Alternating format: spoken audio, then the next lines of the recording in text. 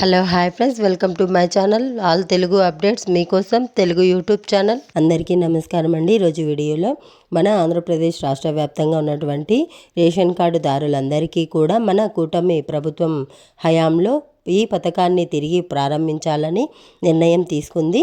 2014 నుంచి 2019 మధ్య పండుగలకు కానుకలు అయితే అందించారు. ఇప్పుడు కూడా రాష్ట్రంలో రేషన్ కార్డు కలిగిన ప్రతి కుటుంబానికి చంద్రన్న సంక్రాంతి మరియు క్రిస్మస్ కానుకలు, అలాగే చంద్రన్న రంజాన్ తోఫా పథకాలను తిరిగి ప్రారంభించేందుకు కసరత్తులు అయితే చేస్తున్నారు. సంక్రాంతి, క్రిస్మస్, రంజాన్ తోఫాలలో రేషన్ కార్డుదారులందరికీ కూడా ఉచితంగా చంద్రన్న కానుకలు అయితే అందిస్తారు.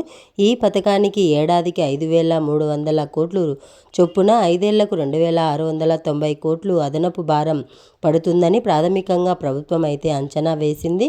చంద్రన్న సంక్రాంతి కానుక కింద ప్రతి కిట్లో గోధుమ పిండి, 1/2 కిలో శనగపప్పు, 1/2 కిలో బెల్లం, 1/2 కిలో కందిపప్పు, 1/2 లీటర్ పామాయిల్, 100 గ్రాములు నెయ్యి కార్డుదారులకు అందించాము. అలాగే క్రిస్మస్ కానుక కింద వీటిని అందించాము. రంజాన్ కింద ముస్లింలకు 5 కిలోల గోధుమ పిండి, 2 కిలోల చక్కెర, 100 మిల్లీగ్రాముల నెయ్యి కిట్లను ఉచితంగా అందజేశారు. 2019లో వైఎస్ఆర్పి ప్రభుత్వం అధికారంలోకి వచ్చిన తర్వాత వీటిని నిలిపివేశారు. ఇప్పుడు టీడీపీ కూటమి ప్రభుత్వం రావడంతో రేషన్ కార్డుదారులందరికీ కూడా మళ్ళీ చంద్రన్న కానుకలైతే అందజేస్తున్నారు. రాష్ట్ర వ్యాప్తంగా ప్రస్తుతం 1,48,00,000 రేషన్ కార్డులు ఉండగా ఇందులో 12 లక్షలు పైగా ముస్లిం కార్డుదారులు అయితే ఉన్నారు. అలాగే ప్రతి నెల రెగ్యులర్ కోటా కింద రేషన్ కార్డుదారులకు ఉచితంగా బియ్యంతో పాటు చక్కెర, గోధుమ పిండి, జొన్నలు, సజ్జలు, కందిపప్పు వంటివి కూడా అందజేసేందుకు చర్యలు అయితే తీసుకోవాలని అధికారులను అయితే ముఖ్యమంత్రి ఆదేశించారు. ఇలా రేషన్ కార్డులు ఉన్న వారికి కిట్లను అందజేస్తున్నారు. పేదలు సంతోషంగా పండుగలు జరుపుకునేందుకు ప్రభుత్వం అయితే ఈ నిర్ణయం తీసుకుంది.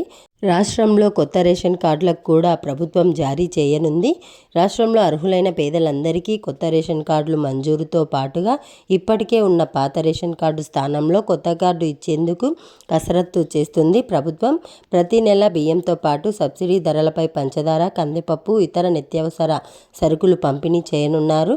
రాష్ట్రంలో ప్రస్తుతం ఉన్న 1,48,00,000 రేషన్ కార్డులు ఉంటే కేంద్రం వీటిలో 90 లక్షల రేషన్ కార్డులు మాత్రమే బీపీఎల్ కింద ఉన్నట్లు గుర్తించింది. వాటికి మాత్రమే ఆహార భద్రతా చట్టం కింద రాయితీ ఇస్తుండగా మిగిలిన 58 లక్షలకు పైగా కార్డులకు సబ్సిడీ ఖర్చునైతే రాష్ట్ర ప్రభుత్వమే భరించాల్సిన అయితే వస్తుంది. రాష్ట్రంలోని మొత్తం రేషన్ కార్డులకు ఆహార భద్రతా చట్టం పరిధిలోకి తీసుకోవాలని ప్రభుత్వం కేంద్రాన్ని అయితే కోరుతుంది. కొత్తగా పెళ్ళైన దంపతులకు, అన్ని అర్హతలు ఉన్న కుటుంబాలకు కొత్త కార్డులను మంజూరు చేయనుంది ప్రభుత్వం. మరోవైపు జాతీయ ఆహార భద్రతా చట్టం కింద కేంద్రం గుర్తించిన 90 లక్షల రేషన్ కార్డుల్లో 36,000 మంది కుటుంబాలు 6 నెలలకు పైగా రేషన్ సరుకులు తీసుకోవడం లేదని గుర్తించారు. ఆ కార్డులన్నింటినీ తొలగిస్తే వాటి స్థానంలో రాష్ట్ర కార్డులను భర్తీ చేయవచ్చంటున్నారు. అప్పుడు రాష్ట్ర ప్రభుత్వానికి ఏటా 90 కోట్ల వరకు ఆదాయం అవుతుందని పౌర సరఫరాల శాఖ అధికారులు అయితే ప్రభుత్వానికి ప్రతిపాదిస్తున్నారు. గతంలో టీడీపీ ప్రభుత్వం ప్రజల వార్షిక ఆదాయాన్ని బట్టి 2 రకాల రేషన్ కార్డులు అయితే ఇచ్చింది.